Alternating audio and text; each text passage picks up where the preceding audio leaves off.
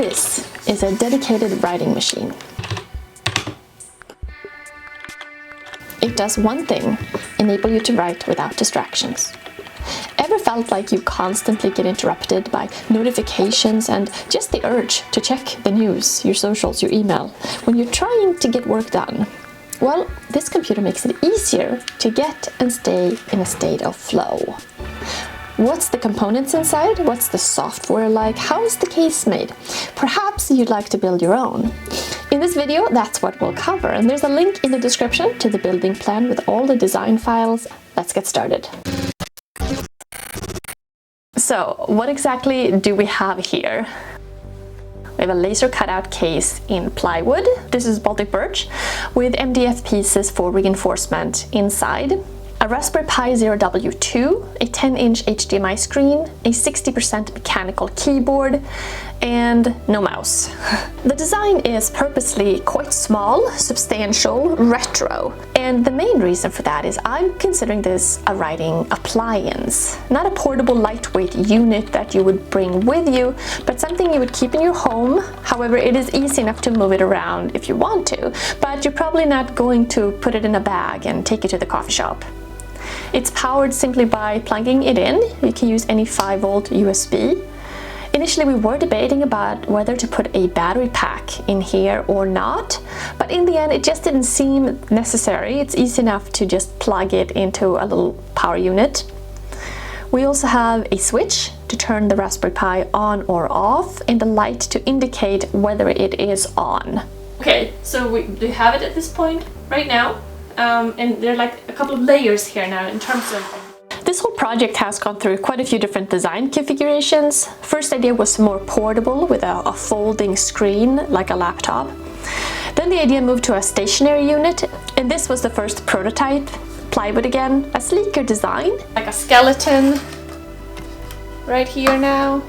Debating about whether this is a good angle for writing. The keyboard right now is risen up a little bit, and I'm just kind of testing writing, feeling if this is a good height. I think maybe it's a touch high. It was kind of nice, but not super substantial. And if we were going for a design where the screen is secured in an upright position, then why not go all the way and make it even more heavy duty? More like computers from the 60s and other retro models that definitely felt more like appliances. They had a job to do. And the idea here is, again, one job and one job only: writing. One thing that became evident right away with this new design is we had a little ledge where the keyboard ended, and there was space for you to rest your wrists, so it was a lot more comfortable to write on. And this became clear even just using this cardboard model. And yeah, this is I think a good example of how a laser engraver is really useful. You can make your design files and then cut them out of cardboard, make changes, and then, use your nice material. In terms of design, one of the main things we wanted was something where the screen was flush and smooth with the case. No visible fasteners. So everything is smooth. That meant using either hidden fasteners or glue. We went with glue, which meant we needed more gluing surface. And that's the reason why we're using quite a bit of MDF for the internal skeleton. MDF adds weight, and remember that was one of the goals, a substantial unit that wasn't too lightweight. And yeah, the MDF also added a lot of internal gluing surface. Let's take a look at the design for a moment. See how there's a slight downgrade on the top? Wanted it to look angular and old school, yet new and interesting at the same time. It's actually quite small, about the same size as a small typewriter, at around 12 3/4 by 11.5 by 9 inches. In terms of the plywood, we're using 1/2-inch Baltic Birch for the side and 1/4 and 1/8 inch for some of the other parts. And as you can see, the edges are clearly visible and part of the design, and it kind of adds to this retro nature of the case, I think. The demands on the hardware are not that heavy. Word processing software is pretty light. The whole software program is in one Python file. I'm using the T-Kintner library, which doesn't run on MicroPython, and that rolled out using an ESP32. There are many ways you probably could have set this up, and a better programmer can have a good time with that. However, we ended up using a Raspberry Pi Zero W2, mainly because it's the cheapest one, and there's no reason to spend more money on a more powerful Pi. For the screen, we ended up going with a 10-inch HDMI screen. There's definitely an argument to be made for using an e-ink screen, you know, the kind that's in Kindles and reading devices. They are nice because they don't strain your eyes if you're staring at the screen a long time, and they also don't use much power. On the other hand, there's a lag when using e-ink screens, which can be kind of frustrating if you're writing. They're not as big, and you can't use any colors. In fact, you're very limited when it comes to design. And what if you want a Doogie Howser style blue? Not an option. The HDMI screen we found seemed like a good option, and 10-inch is a reasonable size, not too small, but also not too big. The one defect of this screen was that there are no screw fasteners, no places to put screws in, so how do you attach it to something? Initially we devised a system where we sandwiched it in between two pieces of plywood, but then there was an edge, like a frame around the screen. And remember, one of the key points here was having the screen be embedded, so it would be flat, sleeker. So instead what we did was to epoxy the back of the screen to a piece of thin plywood where the area for the board had been cut out. Then we could secure that plywood to the other parts with fasteners. You just want to make sure you get it right that one time when you epoxy it to the board, because that's it. Not going to be able to take that apart. In terms of a keyboard, wanted a clickety style and also something a bit smaller that could fit the size of the screen. We found this affordable 60% mechanical one. It has the basics, it has a clickety design, and it seemed appropriate. If there's one alteration I wouldn't mind doing to the whole system is to get a higher quality keyboard. However, those tend to be slightly larger and wouldn't fit this case size. Also, price was a factor here, and I wanted to keep the whole project around $100. At this point, in terms of price, we're working with, okay, we got our Raspberry Pi, we got our display, keyboard, SD card, connection adapter, splitter, micro adapter, USB cable, power switch, LED light, and power input. And we ended up around $129, which is, you know, a little over 100, but still okay. Now, before we get any further, when I say dedicated writer, different people are going to have different ideas what that means. What I was looking for was a simple word processor that would allow you to write down ideas quickly, get in the flow, write scripts, not get interrupted, and then send it off, export in an easy manner. So write text down, get text out. What I was not looking for was a large, complex system to manage a great novel in the works. And that brings us to the software. There are programs out there where you can use for writing, and the first thing we investigated was to use Nano.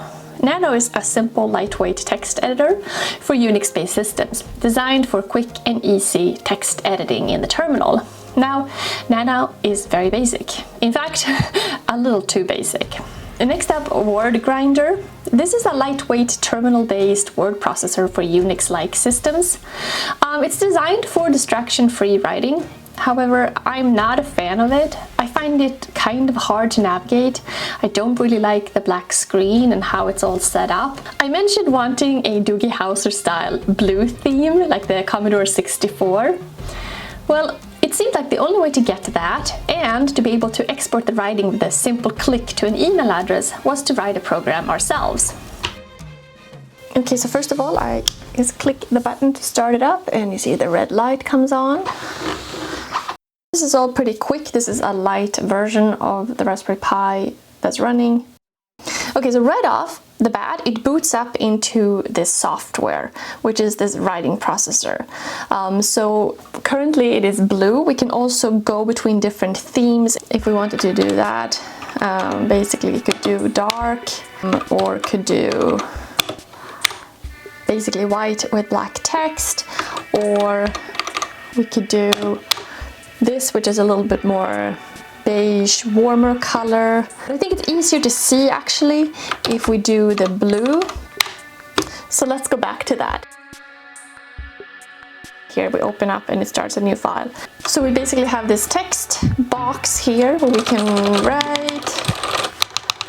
Because this is a 60% keyboard, we do have the up and down buttons here, and they work as long as we hit function first. So we can go up and we can navigate. So it's still pretty easy to navigate even though there is no mouse. On the screen here, basically we have a file name, we have Control-H for help, and we also have a word count and a character count. So I wanted to keep it minimal, however it is kind of interesting to see sometimes how much you have written, the characters, that kind of thing. Everything is done through commands on here. So we can just hit Control-H to get a list of the things in case we forget. You remember pretty quickly. We'll bring it back. Okay, so now we have these different files in the system here, right? We were trying to think about what would be the easiest way to get the file out of the system right away, like super fast. So the way we're doing it is we're doing an email. So the way to email your file out of the system is just to hit Control-M. And it says email sent. So I have this set up with my email password already, so it is automatic. The other thing you can do, you can increase the text size if you want to, or you can make it smaller. Then to shut down the system here, also have a bit of precaution here. So in order to do that, you first hit caps lock and then Control Shift Alt S. You also want to shut down the system. Yes. And now we're shutting it down. And then once it's gone through, we'll wait all the way till it's completely shut down. No signal, okay, and then we'll just hit the button.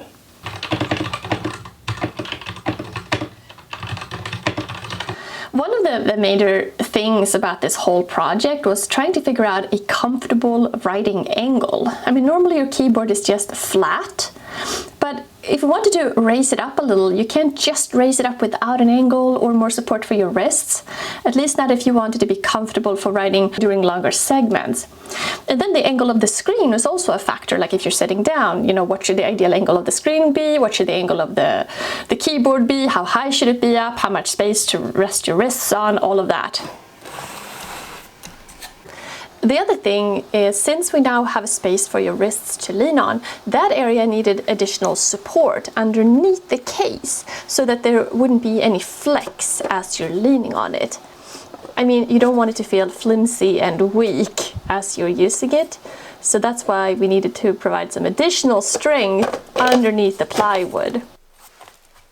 So there was a lot of playing around to get it to this point, and now it is very comfortable to use. I mean, I guess dedicated writing devices are nothing new. Of course, we have the original typewriter, which I do think is very satisfying to use.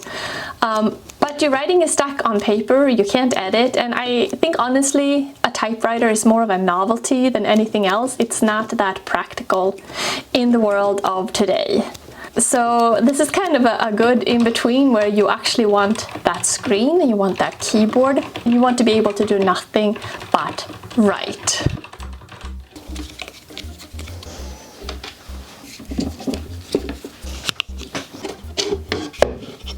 So this just comes off, and then we have everything attached on the inside.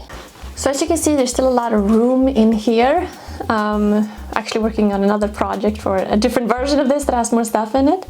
But for now, you can see the MDF pieces for reinforcement on the inside. It's almost like a skeleton in here. And those are glued, so everything is really stiff. The MDF definitely helps stiffen everything up. So we have like a skeleton that it holds the support pieces, and also on the sides here. So these are the screws holding the plywood piece with the screen in place. The button, the light, and also the plug. So on the board here we have cut out pieces in the corners, and then these pieces fit in there. We have holes cut out for these. We also have handles here, and that's because you needed something to grab a hold of when removing the back panel. And these are kind of substantial handles. I mean, it's useful if you want to move the whole unit around. Although I'm not sure I would grab a hold of the handles only to lift the whole machine around, you know, to carry it. But definitely to situate it on the table and remove the back panel. And then of course, why not add a pattern of holes if you can, just to provide a bit more airflow. To make sure the wood is not sitting directly on the desk and to provide a bit more cushion, we got these rubber feet. They just stick on. They're quite nice. It raises the whole unit up a bit and it's really grippy, so the unit doesn't slide around as you're typing. This project, in some ways, I guess, is about two things: the case and the software. Now, the software, this program, can run on any computer that has Python installed, but we have it set up on this particular Raspberry Pi, so it boots into it right away when you start it up. I like this idea of dedicated use, restricting your options, programming your brain so that it knows when you sit down to write on this machine, you know what to expect. You become more focused in a sense. In terms of the case, it is just different to have a wooden case for a computer. I rather like that. Most of the electronics we interact with are either plastic or metal, so having something tactile and more grounded I think is nice.